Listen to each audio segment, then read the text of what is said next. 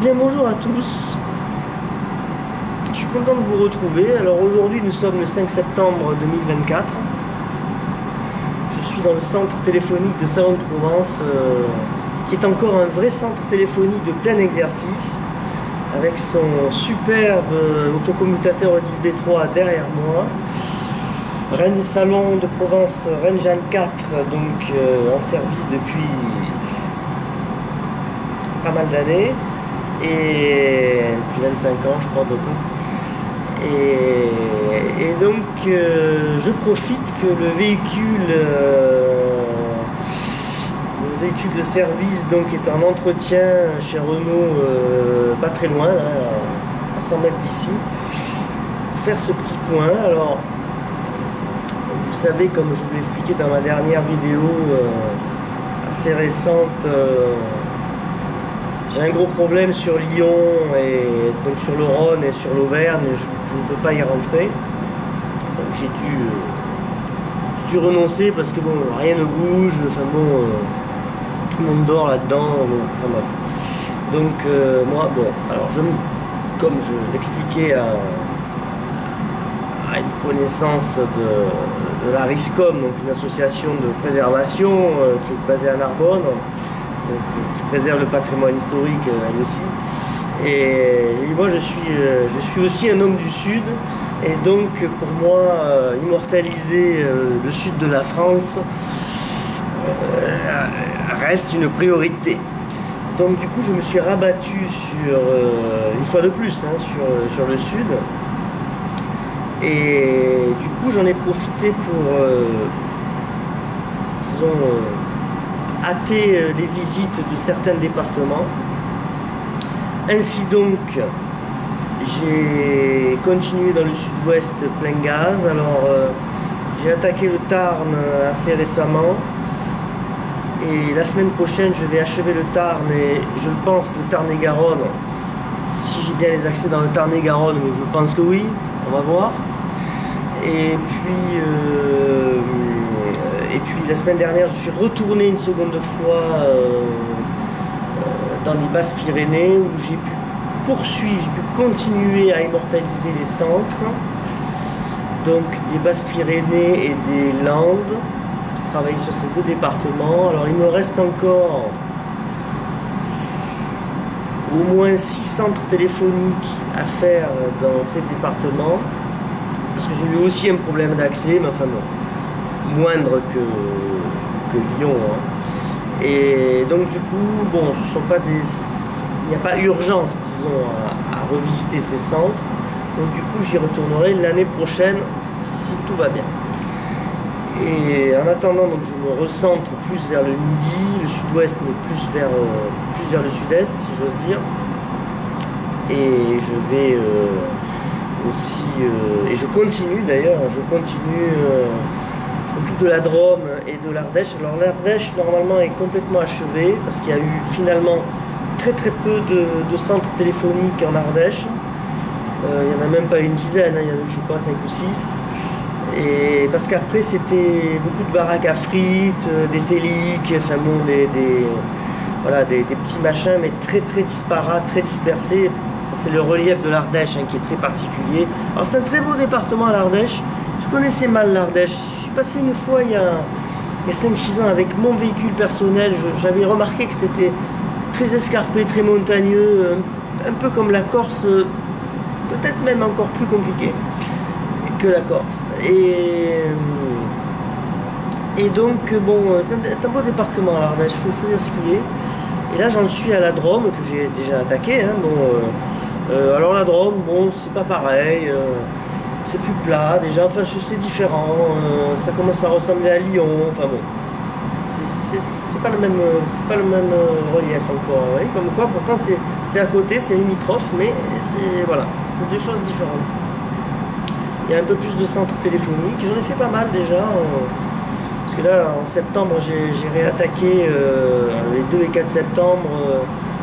J'ai quand même fait 7 centraux de l'Ardèche et de la Drôme. C'est quand même pas mal. Mais il y en a encore au moins autant à faire. Donc voilà. le sud se poursuit.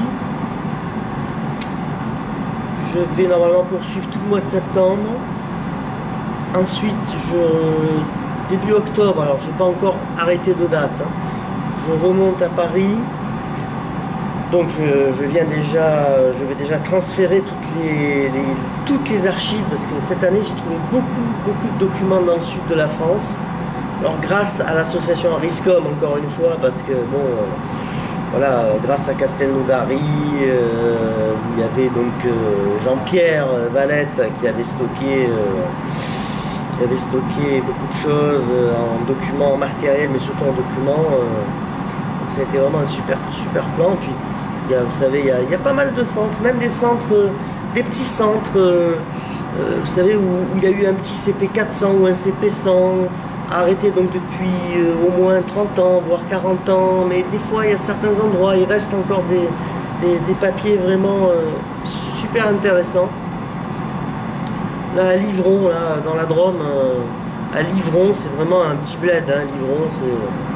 il y a eu un petit centre téléphonique avec un petit CP 400. Eh bien, il restait des documents des années 70. Il y avait des plans et des notices à propos qui provenaient d'ailleurs de la DCME. C'est une vieille direction voilà, qui n'existe plus depuis des lustres. C'était les approvisionnements en fait. Hein. Les ateliers, tout ça, et sur les cabines, et sur les gérantes de cabines. Alors, ça c'est extraordinaire. Ça je sais que c'était des opératrices, mais qui avaient des statuts particuliers, qui la plupart n'étaient pas fonctionnaires, qui étaient vraiment dans des petits villages, c'était une activité d'appoint, enfin bon, voilà, c'était un métier particulier des PTT, métier indirect on va dire. Et donc là j'ai trouvé des plans, comment câbler les câbles, les casques, les installations en fonction de tel type de compteur, etc. Donc voilà, il y avait des choses vraiment que nous n'avions pas. Et bon, d'autres documents. Des revues, alors cet été, j'ai beaucoup trouvé des revues, alors y compris des revues à portée nationale, des revues internes, hein, évidemment. Où il nous manque, vous savez, il y a des années, on ne sait pas pourquoi, ça n'a pas été versé, il manque des numéros, et des fois il nous manque des chiers de numéros. Et là j'ai trouvé pour plusieurs revues, en plus des revues locales que j'ai pu trouver, j'ai pu faire avancer pas mal la collection, donc la collection des archives d'Orange, des archives à visée historique, parce que les archives c'est mal connu d'ailleurs. Il y a un tas d'agents télécoms, et même qui ont beaucoup d'ancienneté, qui ne savent même pas que nous avons un service d'archives. Oui, il existe un service d'archives. Alors le service d'archives, il est divisé en plusieurs morceaux, on va dire. Vous avez les archives traditionnelles, donc c'est photographies argentiques, les films, les bandes magnétiques, les cassettes, les photographies, les négatifs, tout ça c'est de l'argentique, les documents papier. Dans les documents papier, vous avez deux types de documents. Vous avez les documents à portée historique, qui concernent toutes les branches, tous les métiers donc de l'administration des PTT, de France Télécom et d'Orange. Vous avez le technique, vous avez le commercial, vous avez métiers annexes, etc. Bon, tout un tas de flopés de choses. Donc là, ce sont les documents historiques, ce sont ceux-ci que je collecte. Et après, vous avez une autre partie qui prend encore plus de taille, mais alors là, une partie sous-traitée, etc. Bon, enfin, vous savez, c'est des documents de type facture, les états des chantiers, etc. Bon, enfin, les contrats, donc il y a des documents qu'on ne garde donc temporairement. Alors on regarde 5 ans, 10 ans, 15 ans, 30 ans. Bon, il y a des documents qui, même s'ils n'ont pas de portée historique, sont conservés ad vitam aeternam jusqu'à, si j'ose dire, qu'on les perde. Voilà. Et je rigole. Et donc, et après vous avez les archives numériques, parce que bon, ça c'est une branche qui évidemment avec le temps est en train de s'étouffer, puisqu'on dématérialise de plus en plus de choses. Et ça, alors là, bon, moi j'y connais pas grand chose là-dedans, parce que moi je suis là pour collecter des documents anciens donc, qui traînent encore dans les installations téléphoniques, les centres, voilà, les lieux de télécommunication de toute nature. Je dirais même que des fois j'ai même racheté des documents sur internet, voilà, des petites annonces, c'est arrivé, hein, quelques petits rachats comme ça. Parce que bon, c'est toujours pareil, le document, vu la rareté de certains documents maintenant, des fois quand on les voit en vente, il faut se dire est-ce que le document, nous allons le retrouver ou pas. C'est toujours un pari, c'est comme une collection, hein, parce que bon, moi je suis collectionneur aussi à titre personnel, j'ai une collection de disques hein, qui concerne, et de documents qui concernent un artiste. Alors quand le document passe en vente, c'est toujours un peu la question, est-ce que je laisse passer le document parce que bon des fois il va être trop cher et puis en mauvais état, bon, moyennement intéressant, ou est-ce que le document peut-être un peu cher, mais est en parfait état, est réputé rare, on peut penser qu'il est intéressant, etc. Donc voilà, ça c'est une pesée en fait. Chaque fois c'est une pesée. Et là finalement, l'activité que je fais depuis avril 2021, je suis très très pris dans cette activité.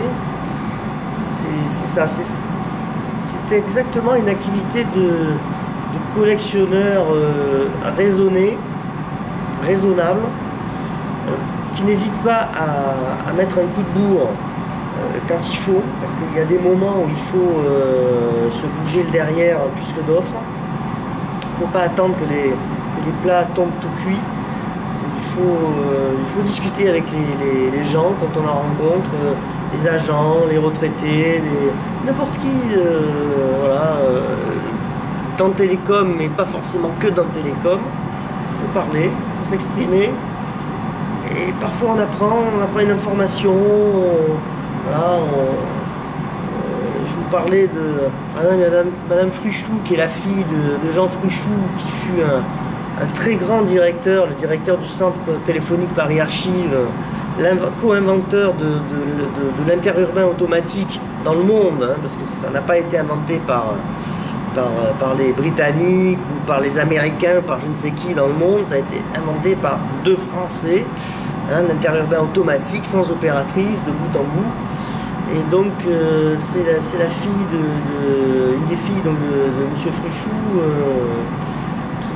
qui m'informe qu'il y a une exposition à Narbonne sur les 100 ans du cadran téléphonique homologué, donc 1924 PTT.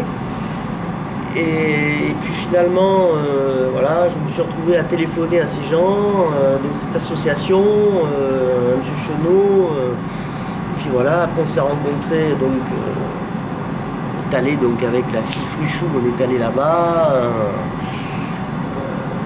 La fille Fruchou est plus âgée que ma propre maman, donc bon, voilà. Et donc, et puis finalement, c'est lui qui m'a appris, oui, mais à Castelnaudary, il y a une pièce, etc. Bon, il reste beaucoup de documents, donc nous, on a prélevé ce qu'il nous fallait, et donc j'y suis allé, et j'ai prélevé beaucoup de très très bons, d'excellents documents, alors même jusqu'au télégraphe Chap, puisque à l'époque, l'association Ariscom et puis Jean-Pierre Valette s'étaient personnellement beaucoup investis dans la restauration, la reconstruction de la tour du télégraphe de Chap de Castelnaudary, que je vais essayer de photographier cet été, à cette fin d'été, vu que la semaine prochaine je pars dans le Tarn. J'ai réservé l'hôtel, donc j'espère que tout va bien aller. Et en passant par ces coins-là, je vais me débrouiller, je vais m'arranger pour photographier cette tour télégraphique optique, tant qu'à faire, pour en avoir des photos numériques. Bon, voilà. Un peu comme j'ai fait pour la tour du télégraphe de Chap de Lançon de Provence, qui est pas loin de Salon, c'est vraiment à 10 km, même pas. Et voilà, donc si vous voulez, c'est une espèce de quête permanente où on fait des choses urgentes, des choses moins urgentes, on profite de passer par un endroit, de faire de choper quelque chose au vol. Vous voyez, c'est ça qui est intéressant dans cette activité. Et bon, et qu'il faut faire le plus vite possible. Alors, il y a toujours une deadline de 2030 parce que après, comme je vous l'explique, tout ça, tout ce qui est derrière moi n'existera plus. Donc le cuivre, tout ça, ce sera terminé. Et donc il faut faire vite, sachant que d'année en année, les choses s'accélèrent. Ça commence à faire boule de neige. Et disons qu'il faut faire vraiment le maximum jusqu'en 2028 inclus, parce que de 2029 et 30, à mon avis, les carottes seront déjà aux 3/4 cuites, parce qu'on commence déjà à fermer pas mal de trucs, à déconstruire, à bazarder, à vendre. Voilà. C'est comme ça que j'ai appris que nous allions rendre les locaux de la place d'Allery à Paris, qui fut le siège de la direction générale d'Orange, inauguré par monsieur Marcel Roulet. Moi je suis rentré à l'époque du règne de Marcel Roulet, qui était à ce moment-là président de France Télécom, et qui est décédé d'ailleurs il y a pas très longtemps, il y a quelques années. Et oh, c'était pas le mauvais gars, c'était un brave gars. Et donc voilà, ces locaux vont être rendus. Alors heureusement, je sais plus si c'est en 2021 ou en 2022 que je les ai photographiés quand même. J'ai à peu près tout photographié. Alors j'y retournerai parce que je veux faire une photo un peu de nuit du patio intérieur, tout ça. Donc un de ces quatre, je vais faire ça. Voilà, c'est bien éclairé, c'est sympa. Je vais essayer quand même de retourner, mais bon, l'année prochaine c'est fini. Hein, voilà, on se sépare de moult locaux techniques ou tertiaires. Bon, alors malheureusement, j'ai pas fait beaucoup de locaux tertiaires. J'ai fait quelques boutiques quand même. J'en ai fait une il n'y a pas longtemps. J'ai fait la boutique de Bayonne. Voilà, ça a été l'occasion. J'étais à pied, je sortais du restaurant, je venais de déjeuner. Et puis voilà, j'ai frappé à la porte, ils m'ont ouvert, parce qu'ils partaient manger aussi.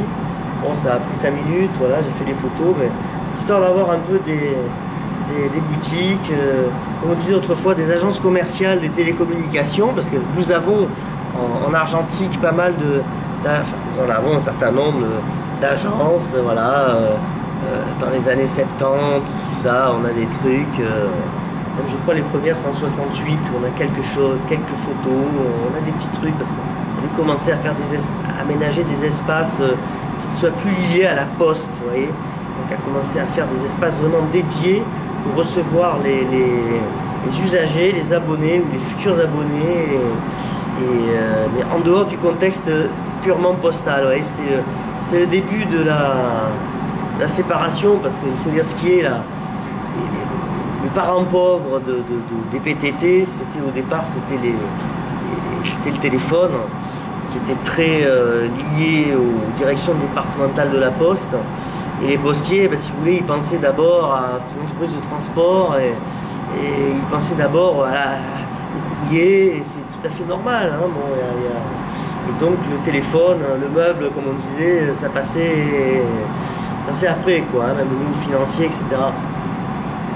Donc voilà, et ça a été une lente prise d'autonomie, mais bon, malheureusement ça a abouti à un démantèlement de l'administration, alors que ça aurait dû s'arrêter à une simple séparation, selon moi, et avec modernisation successive, comme le téléphone a toujours su le faire, mais bon, les télécommunications, enfin bon, voilà, c'est une société privée, bon, avec des missions de service public de facto, vu l'étendue du réseau téléphonique qui est tout à fait effrayant, je tiens à le dire. Le réseau téléphonique, c'est quelque chose d'effrayant. C'est effrayant par son maillage, sa taille, son immensité, même sur un simple pays comme la France, hein, un petit pays.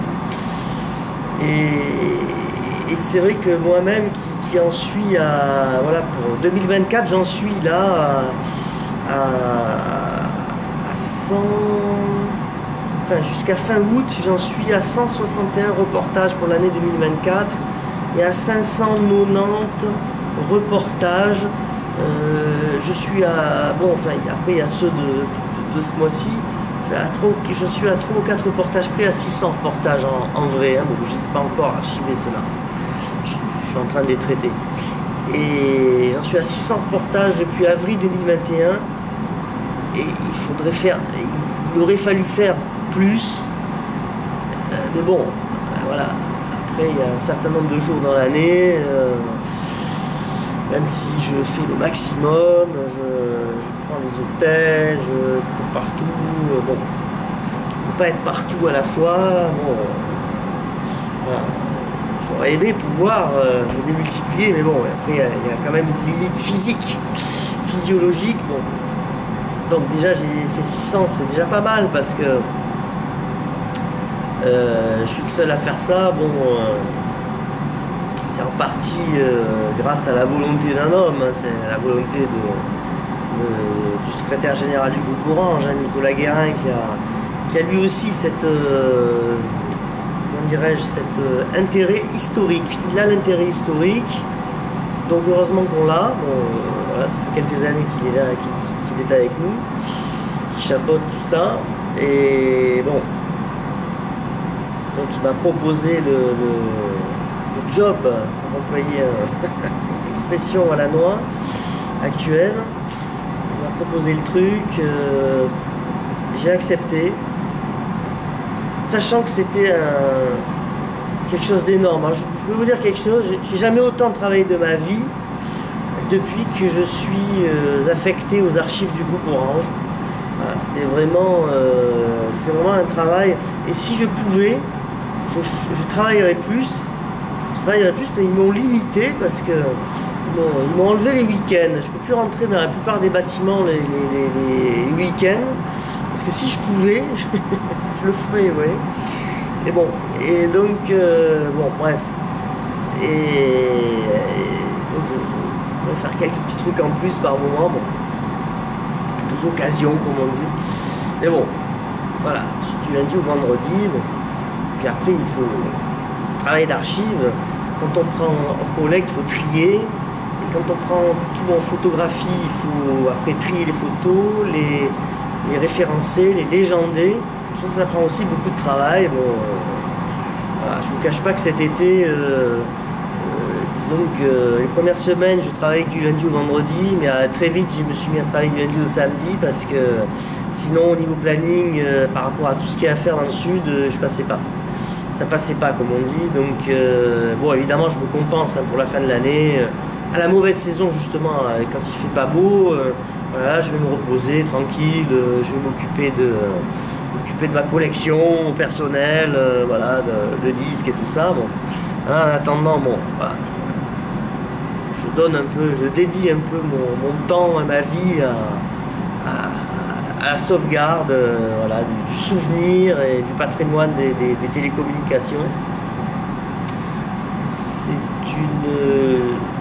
Alors, j'ai pas de responsabilité financière. Moi, on ne peut pas dire... Personnellement, je ne gère aucune équipe. Je suis cadre exécutif autonome, bon, inspecteur central, comme on disait à l'époque. Bon, j'ai pas de responsabilité financière. J'ai pas des millions d'euros à gérer, j'ai pas une équipe à gérer avec des histoires de personnel et de gens qui vont se mettre à gueuler, à bouder, à demander. Bon, c'est vrai que je suis pas dans ce trip-là. C'est pas ce qui m'intéresse, ça serait pas là où je serais le plus utile, la vérité. Je pourrais faire ça, mais bon, j'ai déjà fait de superviser des sous-traitants, des équipes de sous-traitants, enfin bon, des inspecteurs de sous-traitance, etc. Surveiller leur travail, bon, j'ai déjà fait tout ça. Hein. Mais bon, c'est pas là où je suis le plus utile. Le plus utile, c'est de collecter, de récupérer, de sauvegarder. Donc c'est vraiment un travail de passer, d'essayer de passer avant que tout soit alors détruit, vendu. Alors des fois, il y a quand même un intérêt à passer dans des centres qui ont été déjà partiellement revendus. Par exemple, j'étais à Annonay. Alors Annonay, c'est assez marrant. Alors j'y suis allé surtout parce que bon, Jacques Dondou était natif d'Annonay. Il a été un grand directeur général aussi des télécommunications. Donc c'est un centre qui abritait un Audi-Sanin, un Autocom Audi-Sanin. Bon, le centre a été vendu, on a gardé qu'une partie du sous-sol et une partie du rez-de-chaussée avec les portions congrues. Tout le reste, alors il y a une espèce de ferrailleur qui est un métallier, je sais pas quoi, qui s'est installé là. Il y a une salle de sport au premier étage dans mon Audi-Sanin. À la place, il y a je crois une espèce de restaurant qui fait des hamburgers. Enfin bon, alors c'est vrai que c'est bon, un puriste comme moi, comme me faisait remarquer un collègue il y a quelques jours, un vieil ami de 89. Me disait, bon, pour toi c'est un sacrilège, oui c'est un sacrilège, mais bon, c'est la transformation des centres. Voilà, il y a une évolution, il y a un tas de surfaces dont on va se séparer. Donc c'est comme ça, hein, c'est un fait, bon, voilà. Et donc il y a des reconversions de locaux, alors après tout c'est mieux que ce soit démoli, bon, plutôt que ce soit démoli, plutôt, excusez-moi. Donc bon, moi le bâtiment, voilà, on a quand même encore un aspect, et encore, je dis ça aujourd'hui, mais en 2030, quand il va y avoir la fin du cuivre, les surfaces, elles vont être encore, les surfaces techniques seront divisées, alors moi je ne sais pas, je dirais par 3 ou par 4, hein. Ça va être encore divisé, ça va être minimum par 2, hein, les surfaces, ça va être encore divisé. Donc, mais bon, à mon avis, il y a un facteur 4 hein, de division de surface encore. Donc du coup, il y a carrément des centres qui vont complètement disparaître, ou alors il va rester un petit cachibi, vraiment un truc cagibi, quoi. Et bon, et donc c'est pour ça que là, on est vraiment dans les dernières années où il y a un caractère d'urgence. Alors évidemment, j'ai commencé en 2021 à dire, oui, ben, tu auras travaillé jusqu'en 2030. Oui, mais la masse d'installations téléphoniques, et même en faisant un tri, une sélection, parce qu'il y a des choses que je n'ai jamais eu le temps de retourner, il y a une limite majeure par rapport au nombre d'heures dans une journée, au nombre de journées dans une année, etc. Et au temps qu'il me faut moi après pour traiter les photographies, puisque c'est au photographe de faire ça. Et c'est pas à quelqu'un d'autre, parce que quand c'est à quelqu'un d'autre, déjà il y a beaucoup de pertes. Et il faut avoir la connaissance technique aussi pour pouvoir voilà, dicter, etc. Bon. Et donc c'est un travail d'urgence, mais qui aurait d'ailleurs, s'il avait pu le commencer 10 ans avant, ça aurait été merveilleux, parce que au niveau papier, j'aurais trouvé encore plus de choses. Mais bon, après les choses ont été ce qu'elles étaient à l'époque. Voilà, j'étais dans le technique, mon grade, etc. était assez bas, était très très bas. Après, j'ai pas eu à cette époque des directions forcément des plus, on va dire, intelligentes, des plus éclairées. En plus, à une époque, on peut en parler, parce que moi j'en ai parlé sur mon site internet, et puis c'est public. Il y a eu une époque très fâcheuse, à l'époque de la gouvernance de M. Breton et Lombard, tout à fait détestable, qui ne pensaient plus qu'à virer des gens et à gratter l'argent dans tous les coins comme des espèces d'apothicaires de petits villages de province, tout à fait caricature quoi, du rat, quoi, du rapia. Et donc si vous voulez, à cause de ces gens-là, il y a des pertes irrémédiables qui ont été commises, hein. Il faut quand même des pertes déjà de compétences, ça c'est une évidence, hein. Des pertes de motivation des personnels, des pertes de temps et donc d'archives, donc moi-même qui n'ai pas pu, ou quelqu'un d'autre d'ailleurs, hein, parce que c'était tellement rare à diminuer les personnels même aux archives aussi. Donc voilà, c'est pour ça que je dis que c'est quand même déjà une grande chance que jusqu'à aujourd'hui, ce que j'ai pu faire jusqu'à aujourd'hui, parce que les choses, je ne suis pas stupide, peuvent s'arrêter dès demain. Si la haute direction décide que c'est fini, ça sera fini. Voilà, si elle décide que ça continue, ça continue. Bon, après, m'est arrivé un ennui fâcheux, un accident, ça y est, je fais beaucoup de route, une maladie, n'importe quoi, une baisse de forme, enfin bon, tout peut arriver.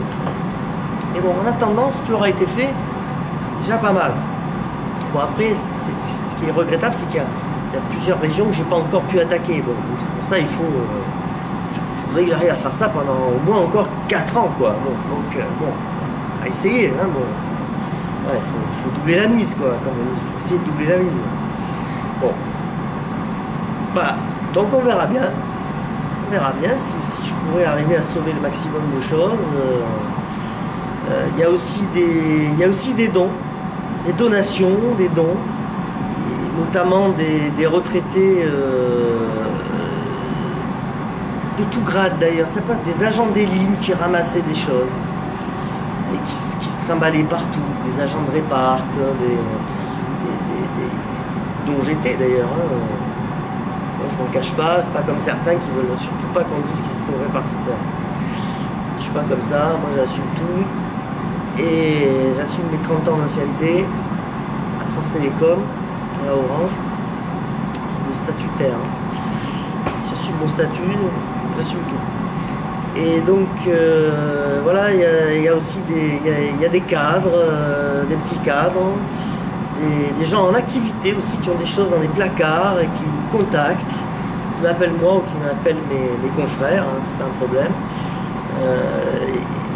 Des grands directeurs, voilà, des directeurs de grosses directions, des grosses branches des télécoms.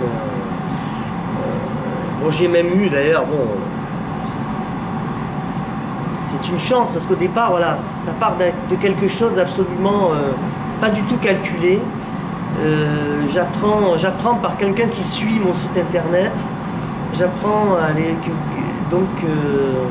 que Gérard Terry, qui a été un très grand directeur général des télécommunications, meurt, qui est décédé à 89 ans. Moi, je me souviens, je rentrais de reportage, ça m'avait coupé les jambes.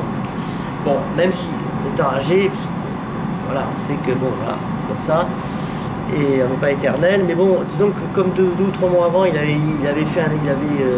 pondu un article très intéressant dans une bonne revue, et donc en pleine forme et tout, avec tous ses moyens cérébraux, d'apprendre qu'il est décédé, moi ça m'avait un petit peu cassé, quoi. Et donc j'ai réussi à savoir quand est-ce qu'étaient les obsèques, et je suis allé aux obsèques à titre purement personnel. Et parce que je respectais le gars. Évidemment, certaines personnes, je ne verrai jamais aller à leurs obsèques, je dirais franchement. Bref, mais lui, vraiment, je suis allé vraiment voilà, en toute bonne foi. Et puis finalement, bon, j'ai un peu, voilà, c'était un peu, j'ai un peu discuté au fils Terry et à ça. Bon, j'ai entrevu sa veuve qui était, bon, à ce moment-là, qui était quand même assez. Écroulé, quoi, donc qui était vraiment en deuil, ce qu'on appelle le deuil. Et puis finalement après coup, alors grâce à Didier Lombard, alors ça c'est quand même extraordinaire parce que comme je le dis souvent, même le diable porte pierre. Et grâce à Didier Lombard qui connaissait donc Gérard Terry et son épouse, l'épouse lui a dit: mon Dieu, j'ai des papiers, qu'est-ce que je vais faire de ça quelques temps après. Ah mais il y a ce jeune entre guillemets, ce jeune qui est aux archives, etc., vous devriez contacter. C'est comme ça qu'un jour elle m'a téléphoné, une femme très bien d'ailleurs, voilà, je suis allé 2 fois chez elle, parce que bon, après elle en a retrouvé, enfin bref, il y avait un millier de photos, des choses extraordinaires que nous n'avions pas, il y avait des documents, des vidéos, enfin bon, bref, des papiers, c'était super, quoi. Bon, c'était super parce qu'au moins c'est pas perdu, ça finit pas au fond d'une cave à moisir, voilà, au moins bon, c'est consultable après, on va les numériser, enfin, bon, on a les informations, c'est ça qui est intéressant, c'est aussi de récupérer des informations sur l'histoire du téléphone, comment le réseau s'est monté. Alors là aussi on récupère, on a des témoignages, il y a des gens qui avaient témoigné, qui avaient été collectés par des personnes avant moi, qui avaient un peu raconté leur vie, quoi, et surtout des gens qui ont fait la guerre, etc. Donc il y a toujours des anecdotes comme ça, bon, derrière les fagots, quoi. Donc voilà, c'est ça, le truc, c'est ça l'intérêt de cette activité. Je dis même pas de ce travail, parce que même si c'est un travail plus lourd encore que ce que j'ai fait jusqu'avant, puis en plus, moi-même je suis plus tout jeune, donc c'est vrai que si j'avais 20 ans de moins, ça serait génial, parce que au niveau forme, disons, je serais encore mieux, quoi. Bon, mais bon, voilà, je fais quand même, je fais avec les moyens que j'ai, bon. Et voilà. Et donc j'essaye de collecter au maximum. Alors, moi j'ai un horizon, c'est horizon 2028-2030 pour conclure entre guillemets cette part d'activité qui là me prend tout mon temps, hein, parce que j'ai plus le temps de rien faire d'autre. J'ai des photos anciennes à expertiser, tout ça, mais ouais, c'est que si je fais ça, je ne sauve pas des centres. Alors bon, pour ça, je pense qu'il vaut mieux reporter à plus tard ces choses-là, et en attendant de collecter les documents, parce que là, vraiment, j'ai trouvé cet été des documents que je pensais jamais trouver, parce que, si vous voulez, quand vous avez des systèmes téléphoniques qui ont été arrêtés depuis plus de 30 ans, et qu'on trouve jamais, en électromécanique évidemment, qu'on trouve jamais rien. Quand un jour, vous ne savez pas pourquoi, dans un petit centre paumé à Betaouchnok, vous trouvez au moins les livres de cours de ce système qui va t'expliquer le schéma bloc de comment le système fonctionne, etc. Et ben c'est déjà pas mal, quoi. C'est déjà pas mal d'arriver à retrouver tout ça, parce que sinon c'est perdu. J'ai retrouvé des notices comme ça sur le CP100, pas le CP400, le CP100. Ça, je pensais jamais les retrouver, je vous le dis franchement. Je les ai retrouvés, enfin, je les ai retrouvés à un endroit. Je ne sais plus trop où c'était, mais bon, c'était un petit centre, voilà. C'était, je sais pas, je crois qu'il y avait un Odyssey 3 là-dedans, au maximum, et puis voilà. Mais il y avait, dans un coin, dans une armoire, il y avait ça. Voilà ce que c'est un peu l'activité de l'inspecteur central Rizzo, voilà. Et puis écoutez, je vous dis à bientôt,